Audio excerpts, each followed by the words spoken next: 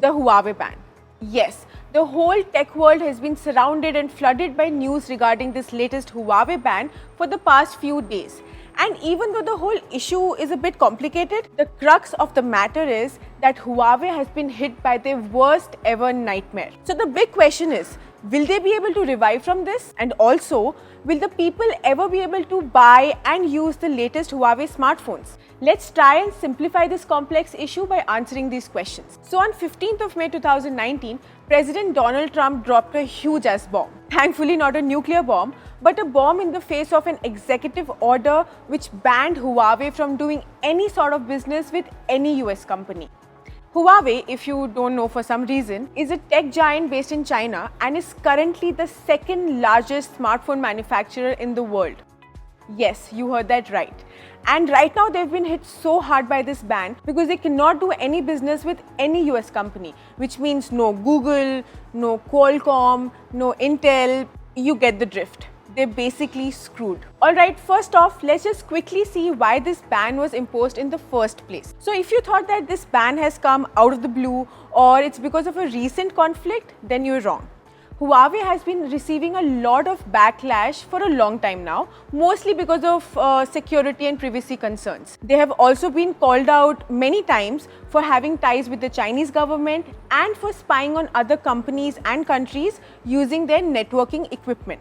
And not just the US, even the UK and Australia have had their tiffs with the company. They have been talking about banning their 5G technology for a long time now. So because of all these allegations and because of the ongoing trade war between US and China, it was not really that big of a shock when US finally pulled the plug and put a ban on Huawei. By the way, it's not as if the blow is only going to be faced by Huawei. US is also definitely going to feel the impact in terms of business and employment loss. But yeah, Huawei is definitely the soft target of this US-China trade war by facing the maximum impact. Okay, now that we have a basic understanding of what happened and why it happened, let's dive a little deeper into understanding what this ban means to Huawei and what can the company possibly do now. By the way, do keep in mind that the company also deals in laptops, smartwatches and a lot of other businesses.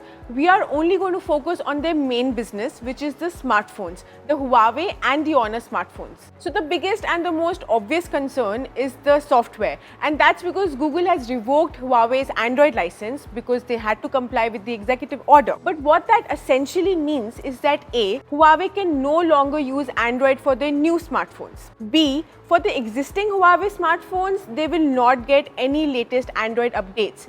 And C, they cannot use any Google software, which means Google Play services, Gmail, etc. The next development came when the US government gave the company a 90-day extension. So that means that the company will be able to give software updates and patches and also the basic maintenance to their existing devices till August 19th. But the point is, what about after that?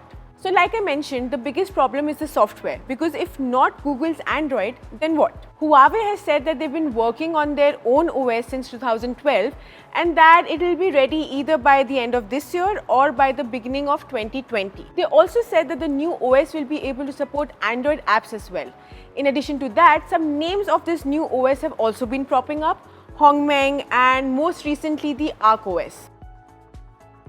Now, no other concrete information is available about this new OS. So one possibility is that it may be built on the AOSP, which is the open source base version of Android, basically the bare bones of Android. But like I said, the AOSP will still not include any of the Google apps and services such as Play Store, Google Play Services, YouTube, Gmail, etc., which is a huge bummer. I mean, can you even imagine a phone without these services? Now, there's also a possibility that Huawei will not be able to use the AOSP, for some legal issues. I don't know how that's going to work, but if that happens, then the only other option is to create the whole OS on their own from scratch. Also, if they choose not to use AOSP, then also the only other option is to create the full software on their own. Although I don't know how they're going to do that, because when it comes to smartphones, no other OS has been able to compete with Android and iOS. History proves it. Windows Phone, BlackBerry OS, Firefox OS, nobody has been able to do it. I'm not saying that nobody can or that Huawei can't, but I'm just saying that it's going to be really very tough. Now suppose they make their own OS. with AOSP or without AOSP, and they also have their own app store, the App Gallery. Even then, how do they hope to sell a smartphone to people without major apps and services like Facebook, Tinder, Netflix, YouTube, Google Maps, all the Google services, because all of these are owned by US companies and Huawei cannot use any of them in their smartphones. So yeah, like I said, it's going to be a mammoth of a task. Okay, now let's move on to the hardware part. Again, hypothetically speaking, let's say that they have their OS ready. But what will they do with it if they do not have the hardware to make their smartphones? Yes, I know that people said that hardware won't be that big of an issue because it will be easier to find alternatives. But lately, the biggest challenge has arrived in the form of the processor, which is the soul of the smartphone. Now, Qualcomm has cut ties with Huawei, that means no Snapdragon. It was then said that they will use their own processor, Kirin. But Kirin, just like most of the other chips in the world, is based on ARM's design architecture. Now, ARM, even though it's a UK-based company, has still cut off all ties with Huawei. And the reason for that, they said for designing the chip, they somewhere use US-based technology. Yeah, that's right. So that just goes to show how difficult it's going to be in the hardware front as well. And that's because everything said and done, most of the companies nowadays will have some ties with US and none of them will want to worsen their relationship with the Trump-led government. All in all, as of now, creating their own software and creating their own hardware is the only foolproof way for Huawei to keep making their smartphones. And we have clearly seen that that's not an easy task. So yes, I will say that China should ensure that they add the Huawei deal in the US-China trade deal whenever that happens. And they should make sure that it happens as fast as possible, because as more and more time passes by, it is going to get more and more difficult for Huawei to get back their reputation and also people's trust. Alright, enough about Huawei. Now, what does this ban mean for their users? Now, like I said earlier, till August 19th, all the Huawei and Honor smartphones will receive software updates. Google has even gone ahead and said that the existing users should not face any problems while using their Huawei smartphones till the time there is no further update on the issue. Also, the only thing is that they won't be getting any Android updates. That is, they won't be getting Android Q. But the fact of the matter remains that after the 90-day extension period is over, the phones will not get any software updates, which basically means that after 19th of August, the phones will remain in that state till the course of their life. It is also said that the security updates will be provided even after the extension period is over, and that the users will be able to use and update their apps and services through Google Play Store. But all of this is still very unsure and complicated.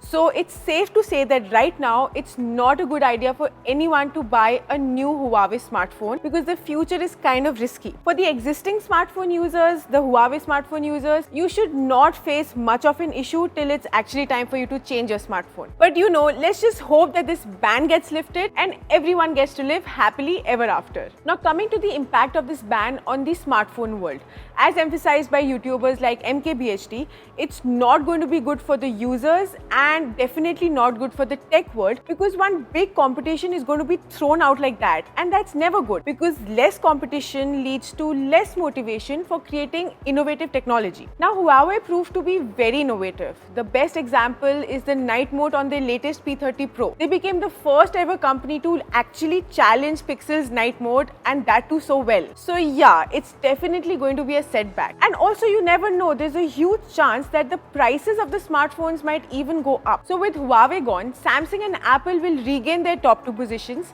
and we as users will probably not get to see as much innovation in the smartphone tech as we would like. So guys, I'm Isha Kapoor and this was my take on the Huawei ban. Hopefully after watching this video, you will not be so confused about this topic as you were before.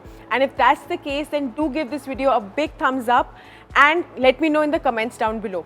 Also, share this video with your friends and family who own a Huawei device or are planning to buy one. Other than that, we are also conducting a giveaway of the latest OnePlus 7 Pro. So make sure that you've hit the subscribe button and the bell icon so that you do not miss out on any information about it. I'll see you again in the next one. Till then, don't forget to keep smiling. Okay, bye.